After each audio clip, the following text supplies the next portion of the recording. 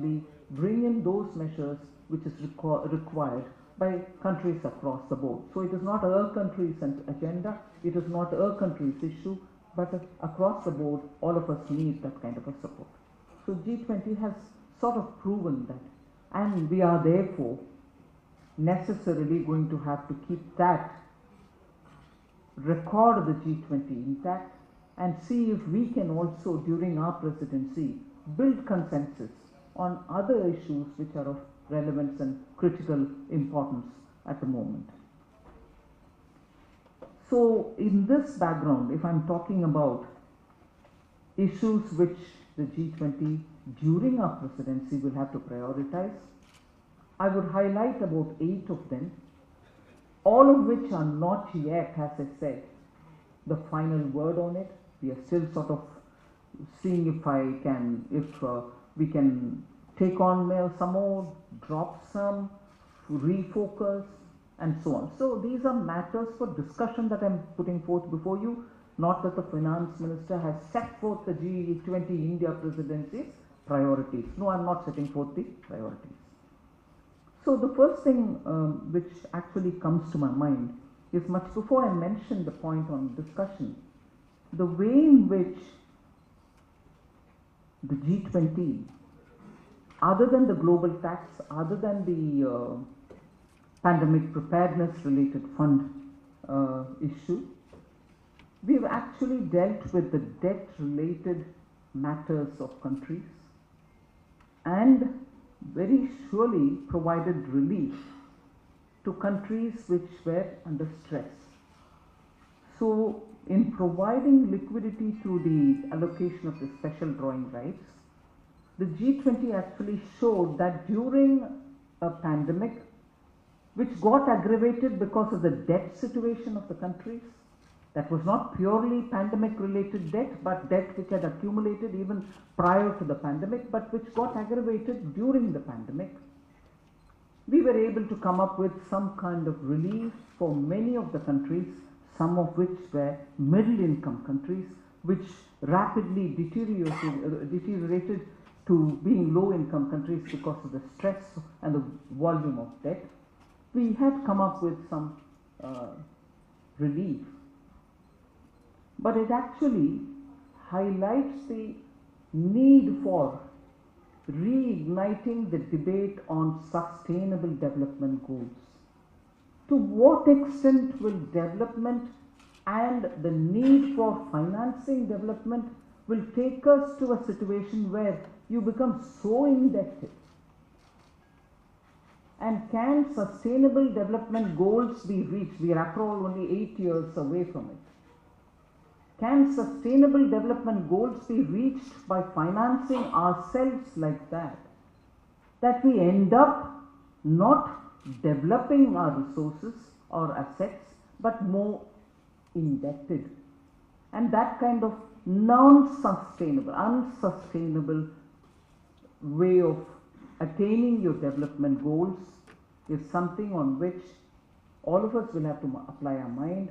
And it immediately, therefore, much before I go to talking about a possible set of priorities, it immediately tells me that we have to reignite this debate on sustainable development goals. How exactly are we going to be in another 8 years? Be anywhere close to fulfilling that if the ways in which you are going to finance your development are themselves trapping you into a big debted entrapment. I mean, like debt entrapment because you're trying to move towards achieving the sustainable development goals. So ignite that debate again, talk about sustainable goals again, and in the process of achieving the sustainable development goals should be clear for all of us. For low income countries, middle income countries, and the process of financing has got to be a lot more poor economy, low economy, underdeveloped economy friendly. So we can't be blind to achieving the goals, forgetting the process itself. So that, I think, will broadly tell you about my first of the list, not of the final list, not of the final set of priorities, but I'm randomly without any priority, sequencing priority, putting sustainable development goals and the ways in which we are going to finance it as one of the things which will be important for us to discuss.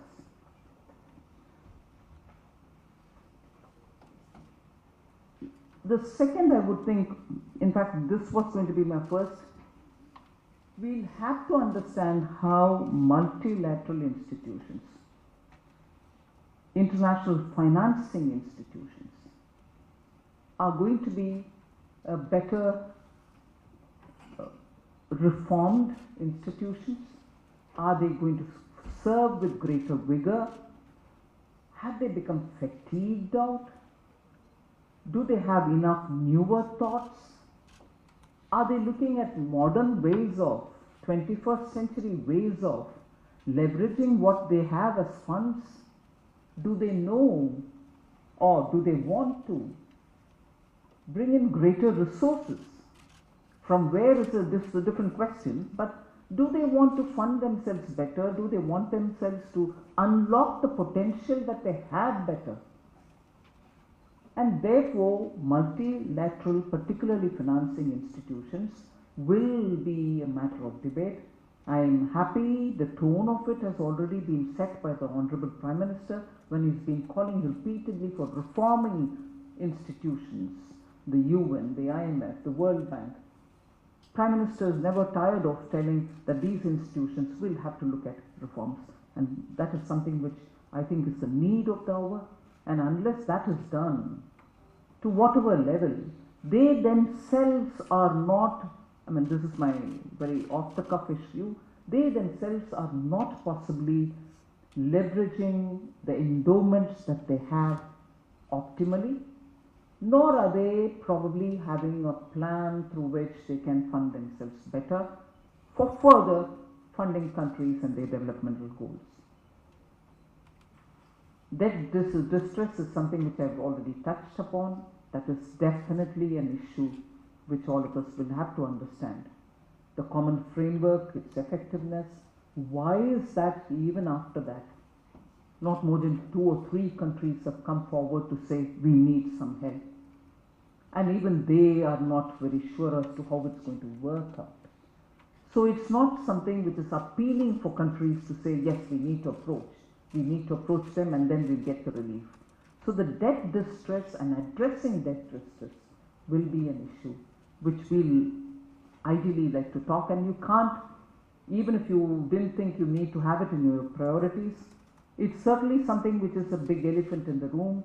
People will have to talk about it. How are we going to handle it? I've elaborated a lot on sustainable development, so I don't need to go into it again. That is as an area of priority.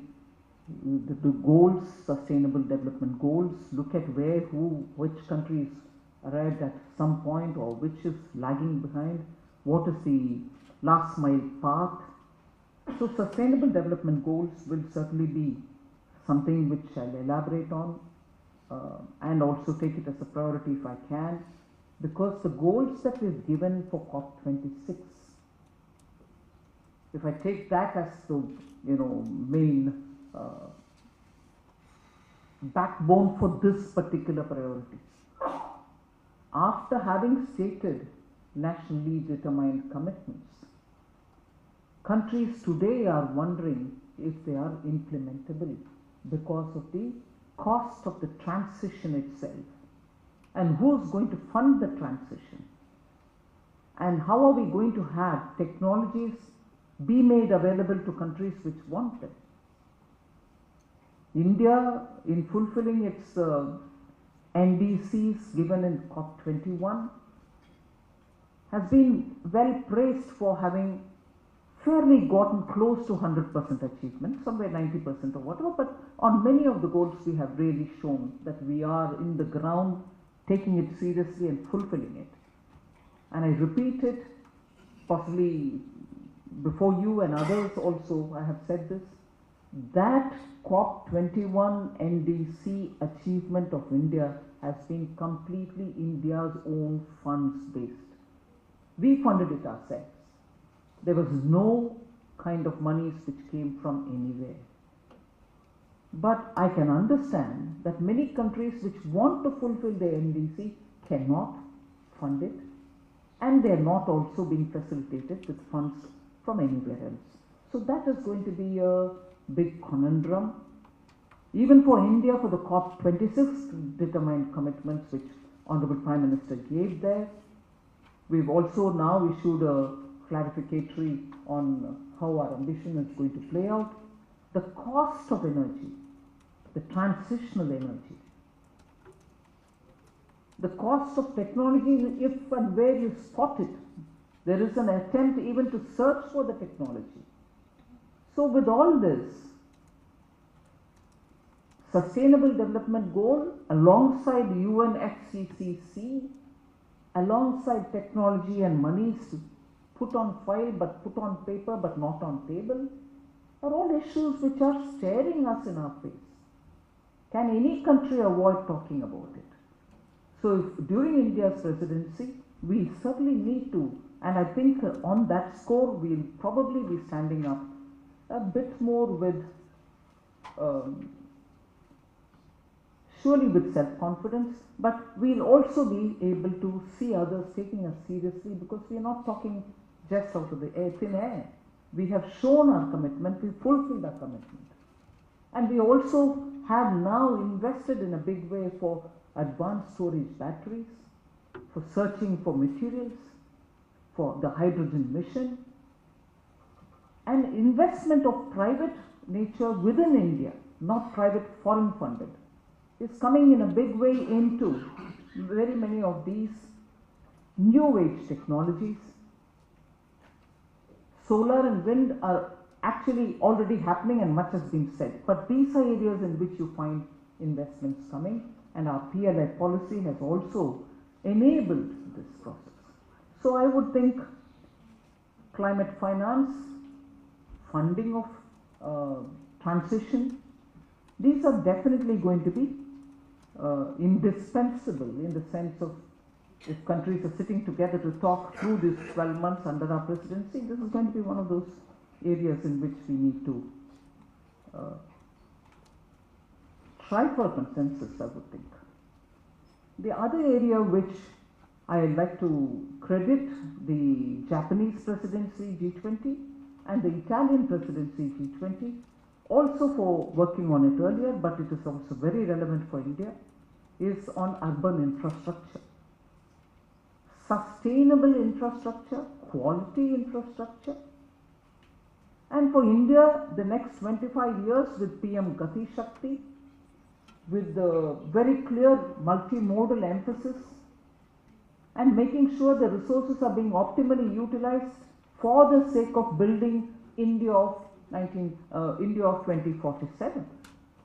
So that is an area, and again there, the link with the UN action plan, UN Sustainable Development Goals discussions in 2015, the Addis Ababa Declaration for Action, had so much to talk about scaling up financing, sustainable financing. That was an action plan, it wasn't just a discussion.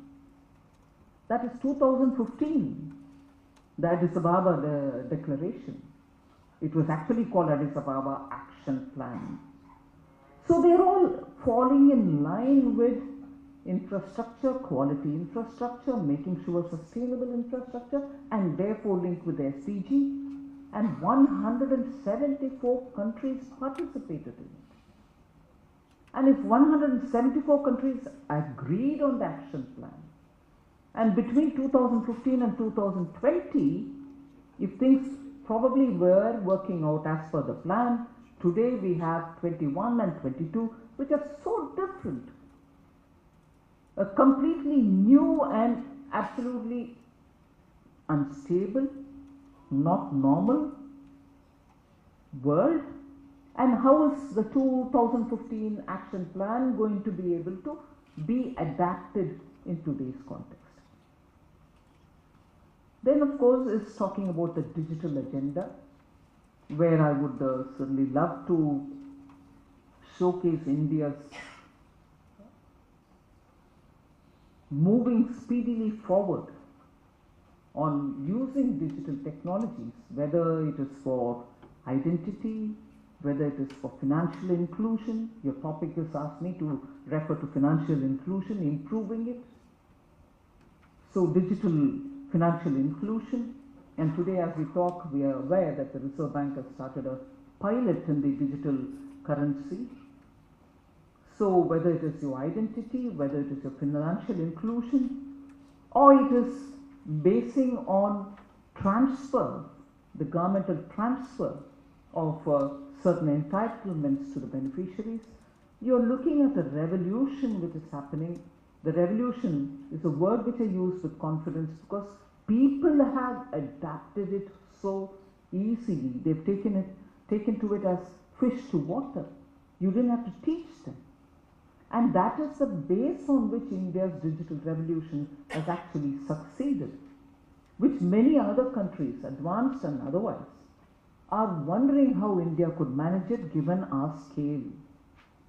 And also they are recognizing that we've spread it from education to health, to payments, to financial inclusion, to also identity where you need to send benefits to customers, or to make sure that family and family members are given distinct identities and so on. So digital, if I may say, achievements of India will have to be showcased because many of the G20 members have expressed a desire to know how we could really do it, and many of them are also engaging with us to see if their systems and our systems can be interoperable.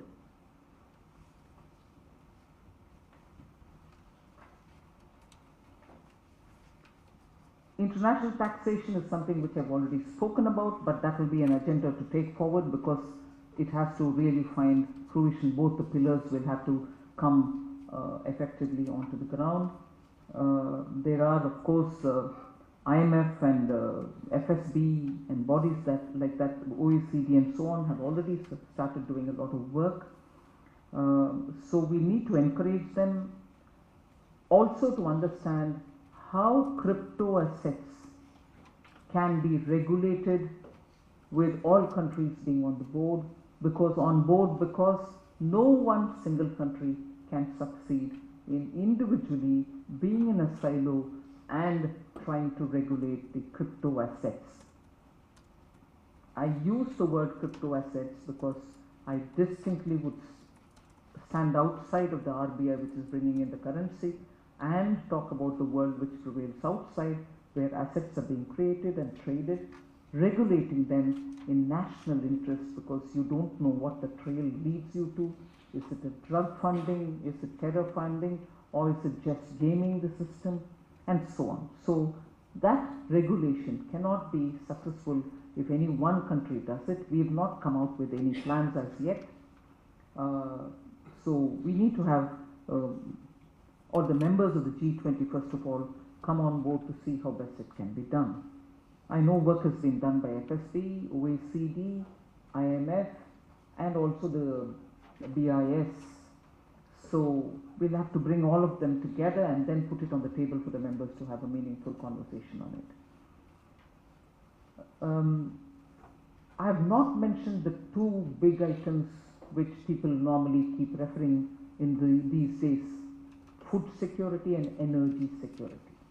Energy security, I sort of refer to it from the point of view of sustainability, but immediate requirements of countries for the energy requirements, and also the food security, which again today and since yesterday has become another point of discussion because of the disruption which is happening in shipping grains through the Black Sea. So these are issues which definitely are already there. So broadly, I would think these are the kind of issues with which we'll have to take the G20 forward. I've given you a sketch of it, but I suppose we'll have to wait just a few more days before it is finalized. Thank you very much.